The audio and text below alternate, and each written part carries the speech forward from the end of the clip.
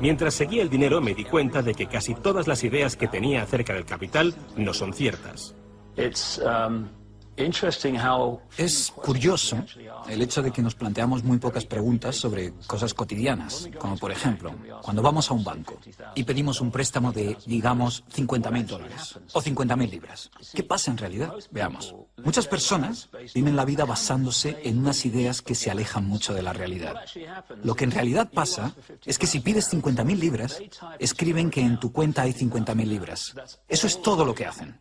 No acuñan monedas ni imprimen billetes. No recurren a ningún metal precioso. Simplemente escriben en una pantalla de ordenador que tu cuenta tiene 50.000 libras. Desde ese momento empiezas a pagar intereses sobre una cantidad de dinero que nunca ha existido, que no existe y que no existirá. Resulta que los bancos prestan unas 9 veces más dinero que la cantidad que en realidad guardan en sus cámaras. Y esto es posible gracias al préstamo conocido como reserva fraccionaria. Funciona de la siguiente manera.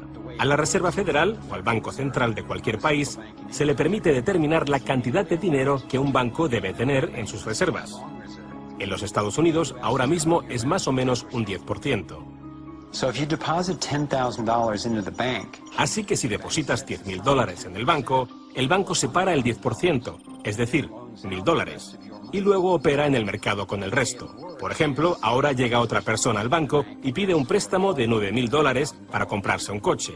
En ese momento, el banco presta $9.000 del depósito que tú habías creado. Los $9.000 desaparecen. Entonces, la persona que solicita el préstamo paga al vendedor del coche y éste ingresa la cantidad en otro banco que forma parte del mismo sistema bancario central. Estos $9.000 se consideran un nuevo depósito y así continúa el proceso sucesivamente. El dinero se vuelve a depositar y se vuelve a prestar hasta que el depósito inicial de $10.000 se convierte en $100.000. El sistema bancario acaba de crear $90.000 simplemente prestando el dinero. Aparentemente todo empezó con los orfebres del siglo XVII, cuando la gente acudía a ellos para comerciar con oro. El oro era muy pesado para llevarlo de un sitio a otro, así que la gente comenzó a guardarlo en cámaras y comerciaba con recibos. Aquellos recibos fueron los primeros billetes.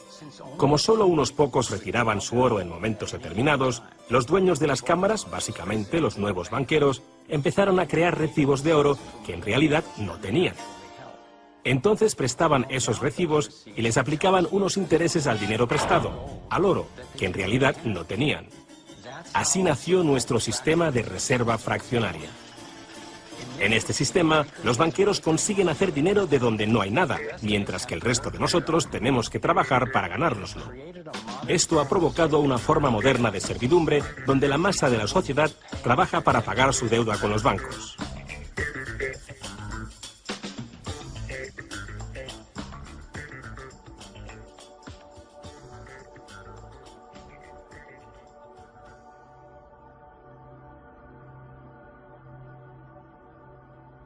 Bajo este esquema de reserva fraccionaria, inevitablemente nos hemos convertido en esclavos de la deuda de una élite financiera que nos gobierna.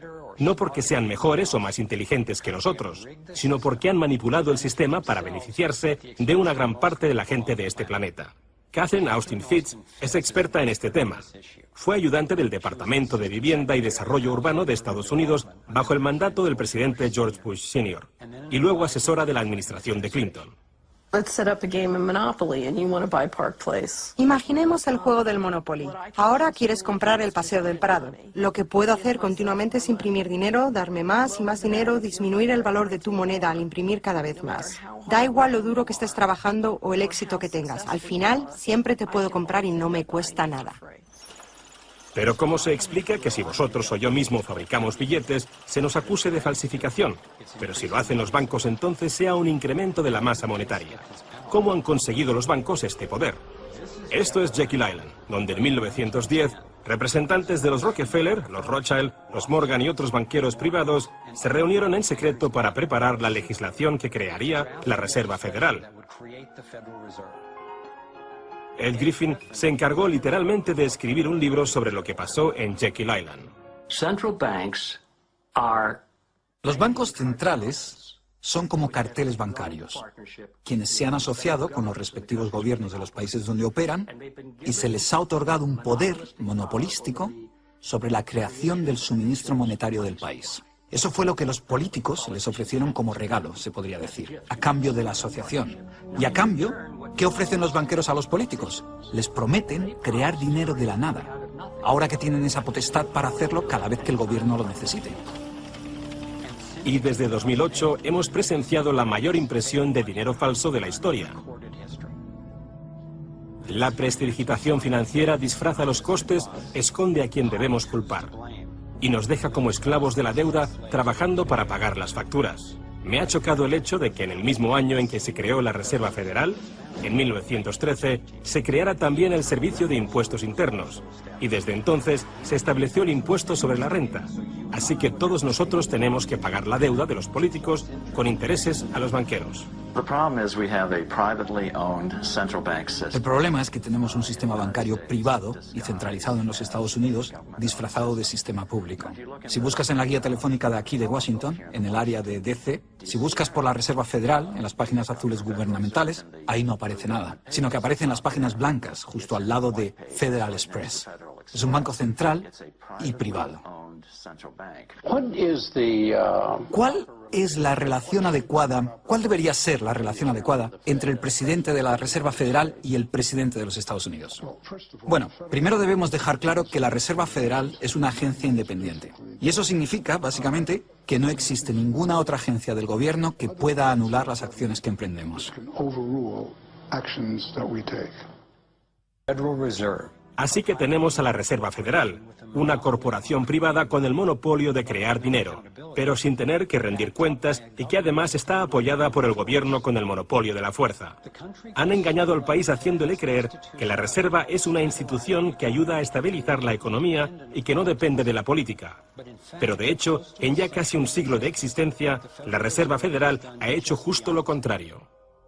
Desde que se puso en marcha, nos han robado a través de la inflación y el poder adquisitivo del dólar ha disminuido más de un 97%. Y la diferencia entre ricos y pobres deja claro que el dinero va a parar a manos de unos pocos. Solo 16 años después de que la Reserva Federal accediera al poder, los Estados Unidos sufrieron la Gran Depresión. En mi investigación he descubierto que antes de que se produjese el crack del 29, la élite de banqueros sacó su dinero del mercado. Después del crack, usaron ese dinero para comprar todas las acciones baratas y los bancos en quiebra más pequeños por poco dinero. Entre los banqueros que consolidaron su fortuna de esta manera, encontramos a los Rothschild, los Rockefeller y los Morgan. Un caso similar sucedió con el colapso financiero de 2008, en el que de nuevo se volvían a beneficiar los mismos banqueros. En los años previos al colapso, los mayores bancos, incluyendo Bank of America, Citigroup y Chase, todos ellos controlados por los Rothschild, los Rockefeller y los Morgan, se forraban y comerciaban con préstamos basura, cuyo dinero sabían que no iban a poder recuperar. Es como colocar unas naranjas podridas en una caja y venderlas como si fuesen de la mejor calidad.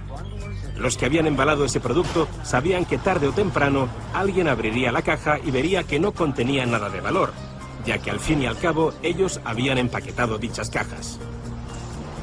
Cuando las naranjas podridas, lo que conocemos como créditos basura, los derivados y las coberturas por incumplimiento crediticio se descubrieron finalmente, acabó por afectar a todo el mundo. La gente empezó a perder sus casas, trabajos, negocios y fondos de jubilación. Mientras tanto, los grandes bancos, que fueron los que en realidad crearon el problema, fueron los únicos a los que rescataron. ¿Y eso por qué? ¿Por qué iba la Reserva Federal a dar a los bancos billones de dólares aunque la mayoría de los estadounidenses estuviera en contra de que los rescatasen? ¿Y por qué no ayudaron a los más necesitados en vez de ayudar a los que perpetraron el colapso financiero? Mi investigación me llevó a la conclusión de que las mismas personas que crearon la Reserva Federal, los Rothschild, los Rockefeller y los Morgan, todavía la controlaban y utilizaban esta estructura para salvarse a nuestra costa. Muchos de los bancos creados siguen siendo el lobby más poderoso del Capitolio de los Estados Unidos, y ellos sinceramente son los dueños del lugar. Estoy convencido de que el reciente colapso financiero de 2008 fue el resultado de un esquema de inflar y tirar orquestado, diseñado y ejecutado por los grandes banqueros para consolidar sus fortunas y su poder. David Icke nos explica cómo ve los denominados ciclos comerciales de la Reserva Federal. Fase 1 es como lanzar el sedal. Fase 1, colocas un montón de dinero, unidades de intercambio en circulación. Para ello, bajas los intereses y concedes muchos préstamos. Esta es la parte del ciclo que denominamos boom. Como hay muchas unidades de intercambio en circulación, hay un montón de dinero que cambia de manos, que genera una gran actividad económica.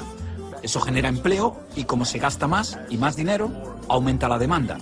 Así que las compañías solicitan más créditos de dinero recién salido del horno para aumentar su producción. La gente coge confianza a su rutina. Pues resulta que trabajo para tal compañía y tienen muchos pedidos. Funciona de maravilla, tengo trabajo asegurado. ¿Y sabes qué? Estoy pensando en comprar una casa más grande. Luego empiezan a cambiar. Lo que hacen es tirar del sedal. Suben los tipos de interés. Ahora, cada vez hay menos personas que consiguen los créditos porque las condiciones de concesión se han endurecido. Y también, al aumentar los tipos de interés, una gran parte del salario de las personas se destina a pagar esa subida de los intereses y no al consumo.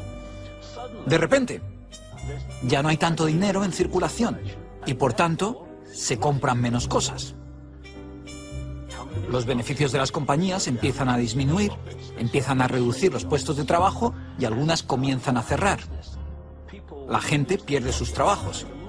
Ya no pueden pagar las hipotecas de esas grandes casas que se habían comprado cuando todo iba bien. Ahora los bancos empiezan a recoger el sedal, porque mientras la gente se declara en bancarrota, tanto las compañías como las personas, los bancos se quedan con las fortunas que sí que son de verdad. Con las propiedades, las tierras, los recursos que habían puesto como aval para que simplemente les prestasen unas cifras que solo aparecían en la pantalla del ordenador. Y llevamos siglos con este ciclo económico de tirar el sedal y recoger, de inyectar una gran cantidad de dinero en circulación, de hacerlos picar. Y lo que se ha hecho en realidad es robar. Y se ha propiciado que se acumule la verdadera riqueza del mundo en manos de unos pocos.